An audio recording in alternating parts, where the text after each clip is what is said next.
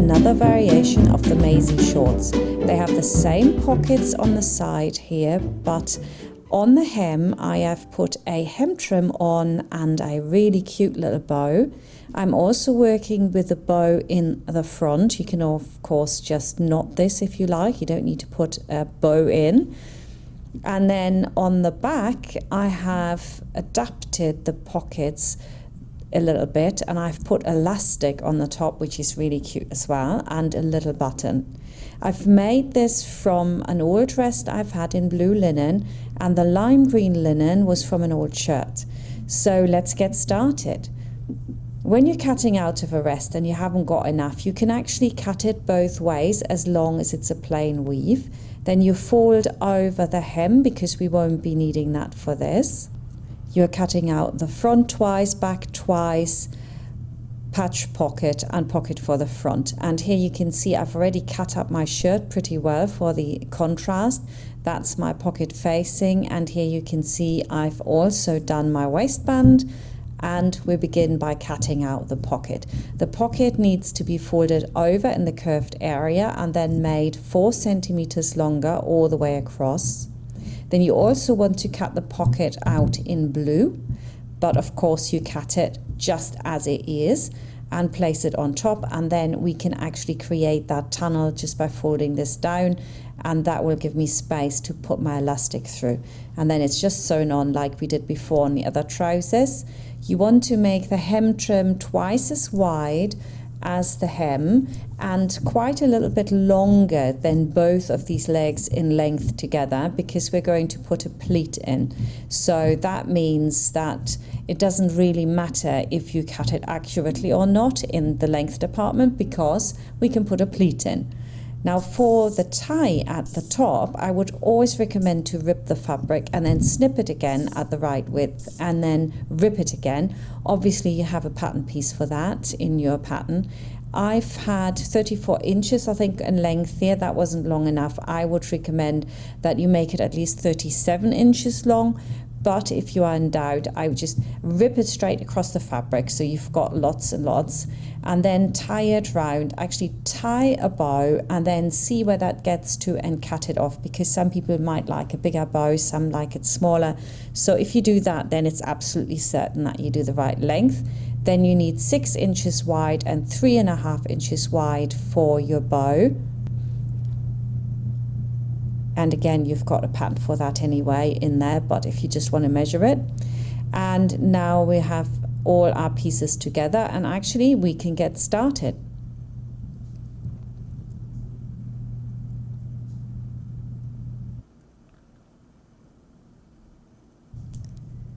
We want to cut a little bit of filine just to strengthen the front as well, and we put that on a little pile.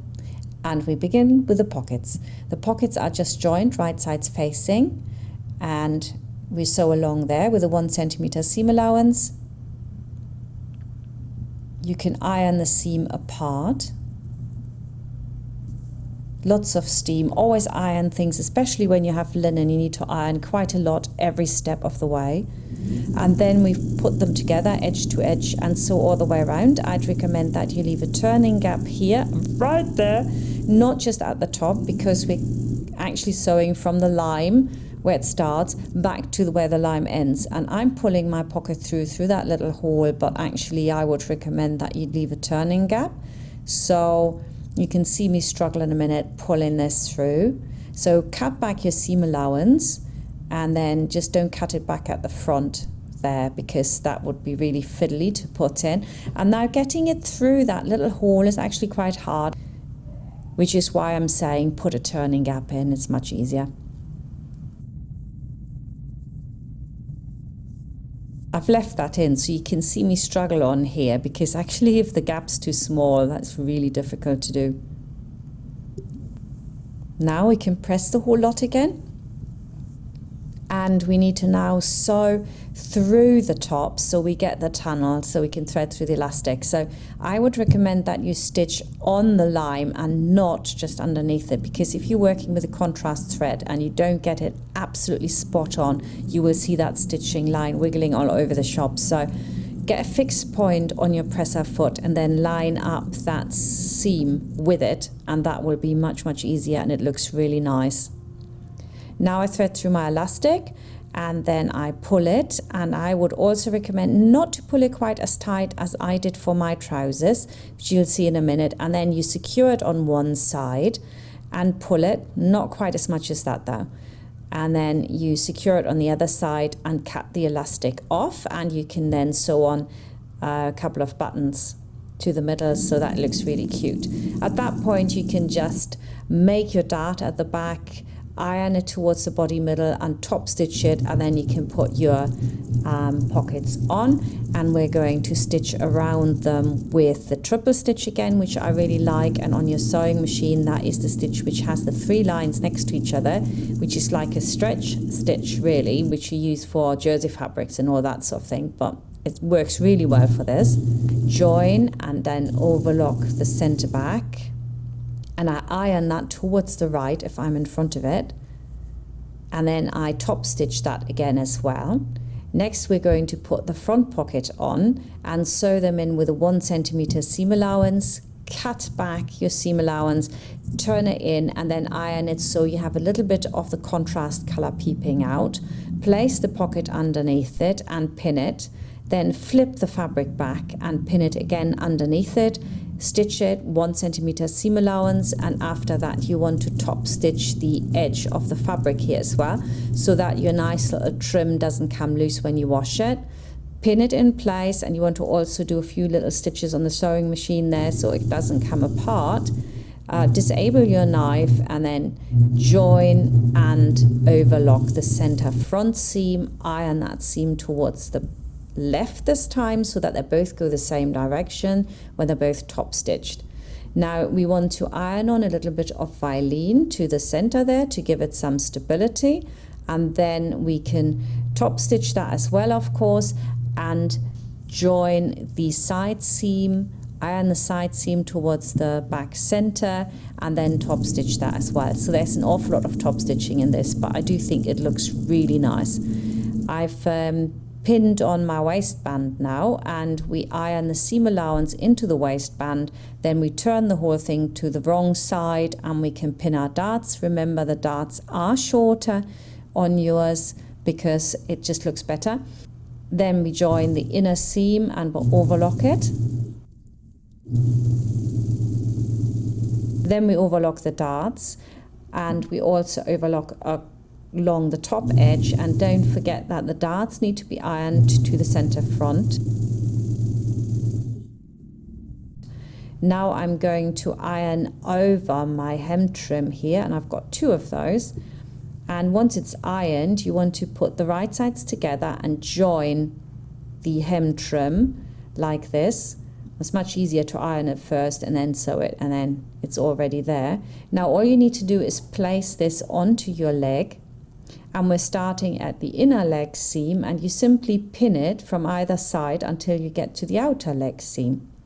There is no measuring involved here, you just simply pin it to where it wants to go to, and then with the rest we do a pleat. And I have actually very little fabric here, so I would just aim at making it 4 centimeters bigger, so that you've got a really decent size pleat there. I think mine is a bit slim. And then you put it on the sewing machine arm and you stitch all the way around. Again, we've got a centimeter seam allowance here.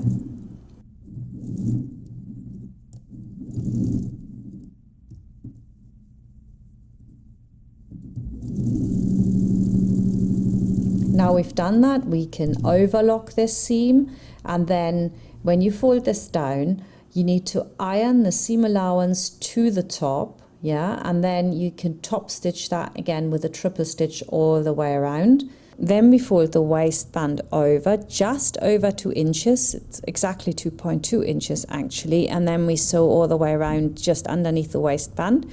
Then we can put our elastic in, and we can top stitch it from one side first, and then we do the same on the other side. As soon as it's 1 centimeter over that line where the dart starts, we'll stitch that down as well, and that secures it in there, and then we're going to stitch through, and now we're using a distance of just over 1/2 inch from either side.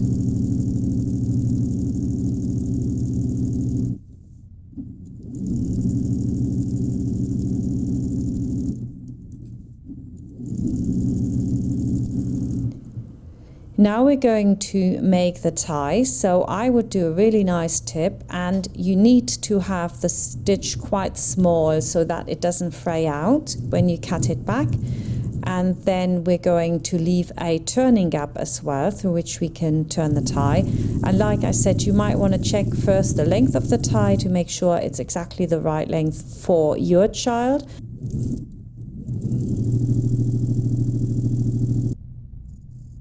Then we cut back.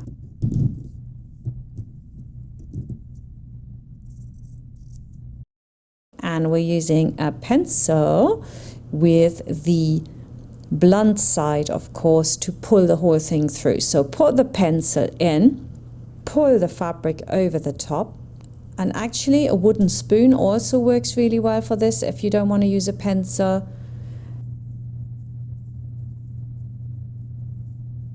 And then we're going to iron this out really well. So to get the tip out and the side and work the seam out really well when you're on the ironing board, this is what you need to do.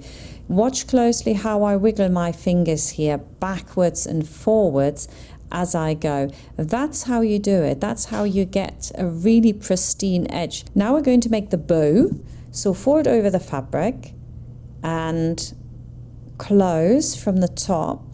Leave a turning gap, move over, start again, go backwards and forwards, and then to the end. And that's where we're going to turn our bow. And then you open it out and you sew across either side.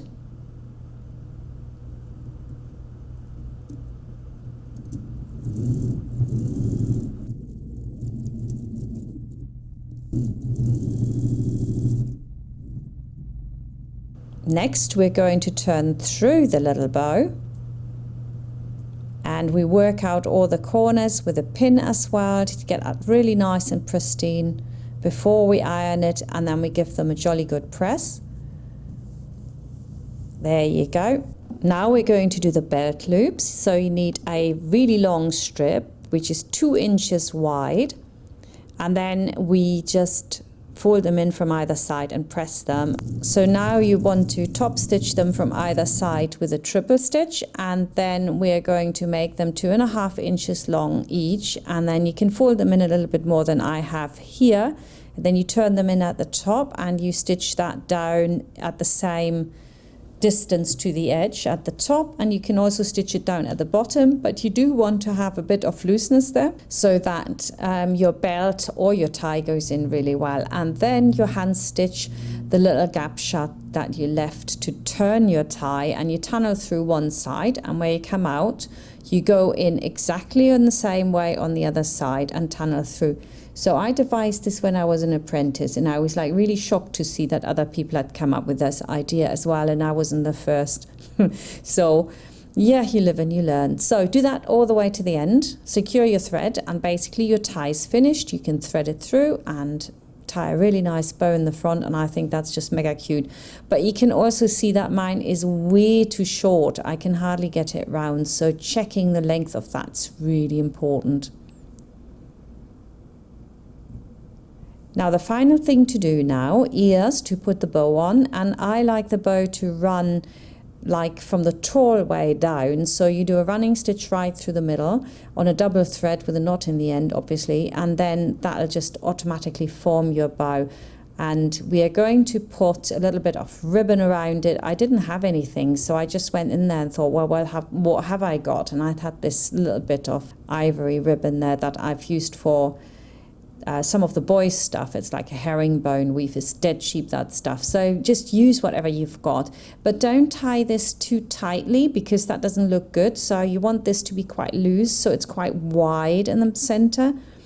And you secure that, and then you can sew it to your trouser. And like everything, I make this look really fast, but actually to secure these so they don't fall off, because that would be a bit of a disaster.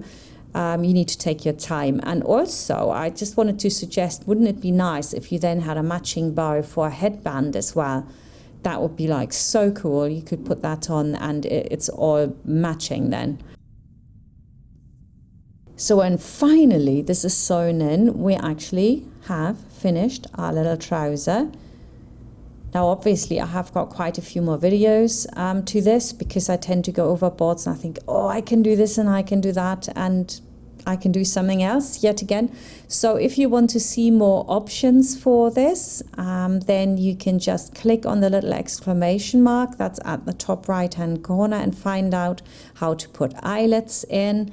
And if you want the easy option, of course, you can do that too. This should be done in an afternoon. So thank you very much for watching again, and I'll see you next time.